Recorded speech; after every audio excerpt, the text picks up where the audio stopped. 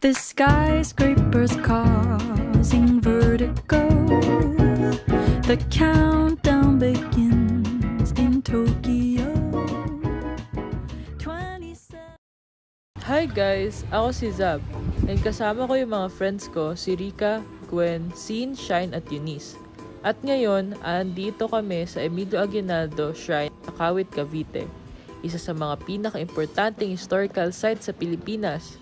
Dito unang ipinahayag ang kalayaan ng Pilipinas noong June 12, 1898. Tara, explore natin.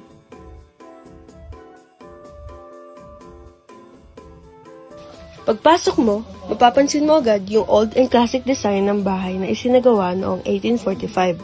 Nagawa sa kahoy gamit dashed at muling ipinabuo noong 1849 gamit hardwood. Andito yung lumang karwahe ni General Aguinaldo, mga lumang litrato at mga gamit ng pamilya niya. May museum area rin sa baba na may mga personal items tulad ng barel, uniforme at iba pang kagamitan noong panahon ng Revolusyon.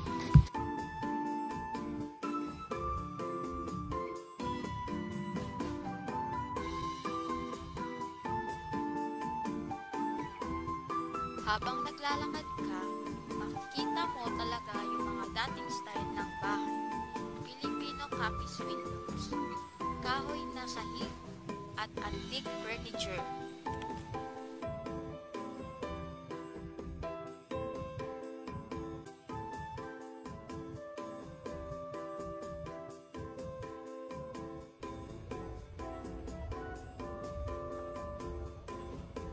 Pag-akyat mo, dito mo makikita yung main hall, kung saan unang itaas ang watawat ng Pilipinas at unang tinugtog ang lupang hinirang. Makikita mo rin yung Independence Balcony, kung saan mismo si Aguinaldo nagdeklara ng kalayaan.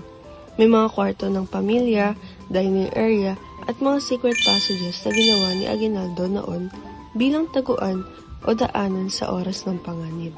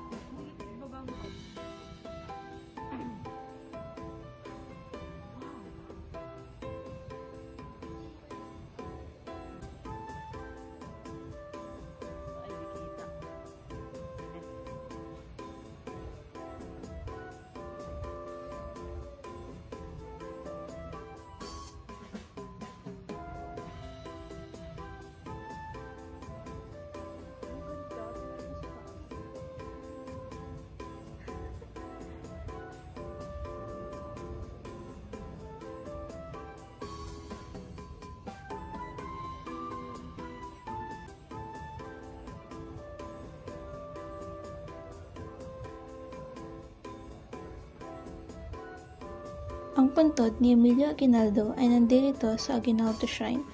As the country's first president, he was honored by being buried sa may courtyard sa likod ng kanyang bahay.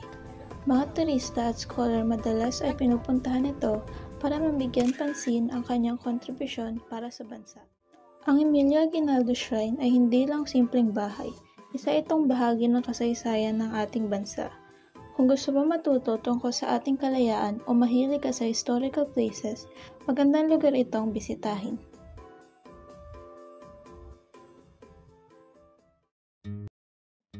At dito nagtatapos ang aming vlog.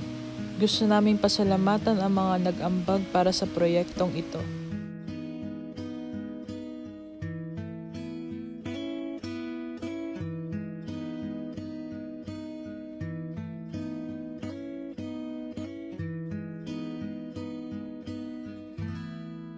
Huwag kang tumingin ng ganyan sa akin.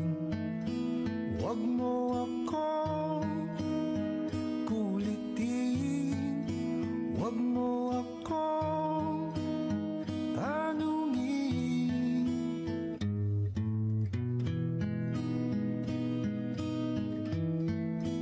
Dahil katulad